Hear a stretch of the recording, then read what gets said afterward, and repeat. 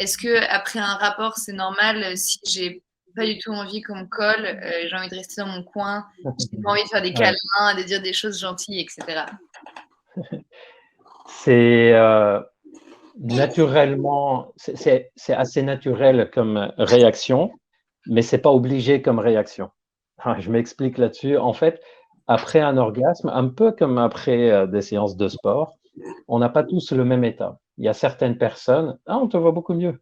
Il y a certaines J'avais personnes. vraiment envie de faire marcher la variation de ma lumière, donc du coup, depuis tout à l'heure, je m'assombris. Donc en fait, après jouissance, certaines personnes vont avoir plutôt un état d'énergie. Ils sont bien, alors, ils sont bien sûr détendus, relâchés, mais une sorte d'énergie mentale et on a presque un élan vers l'autre, etc. Il y a d'autres personnes qui vont pas avoir des changements énormes, ils vont juste sentir qu'il y a eu du plaisir, il y a l'orgasme, détente, mais rien de spécial.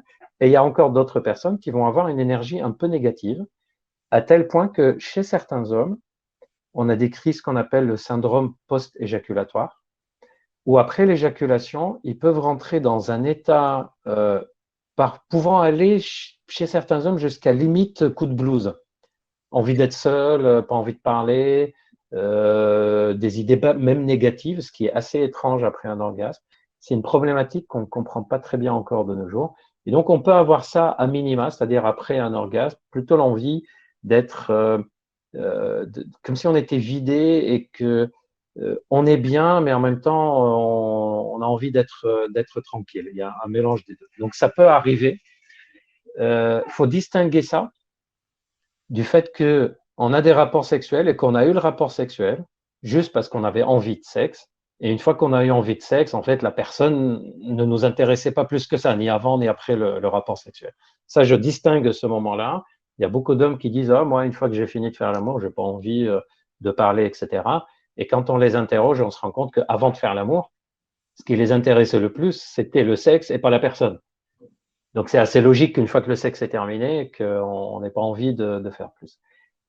Autre remarque, il y a des hommes qui, par habitude seulement, ben, une fois qu'ils ont joui, ils ont une sorte de descente tranquille.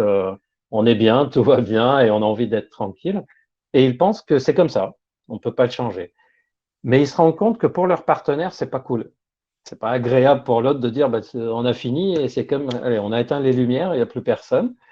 Et ça, c'est quelque chose, comme je disais tout à l'heure, bah, ça s'apprend, c'est-à-dire il suffit d'un petit effort pour rester proche de l'autre, il suffit d'un petit effort pour rester éveillé, parler, etc.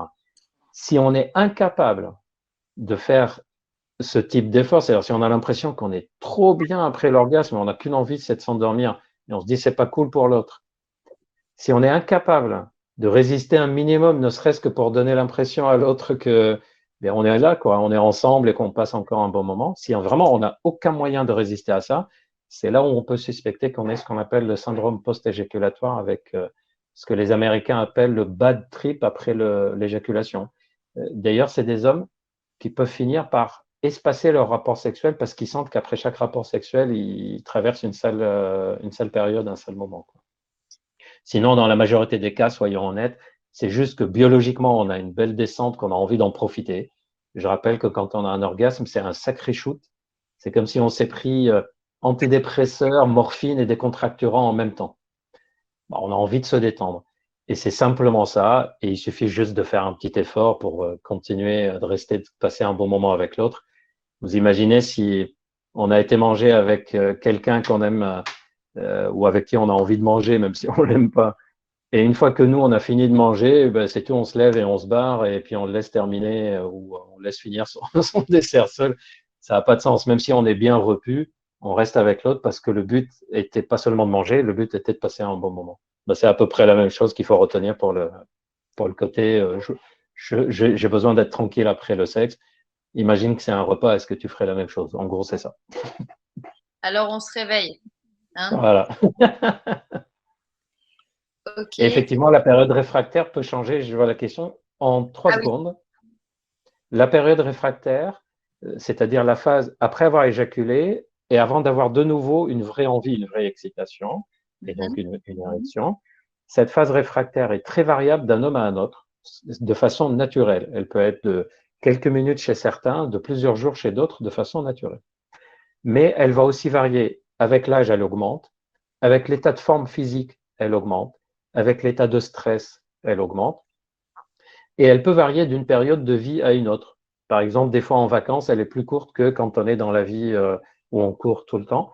Donc effectivement, elle s'allonge avec l'âge et les circonstances. Il a parfaitement raison, Alan, mais ça reste variable quand même d'une personne à une autre.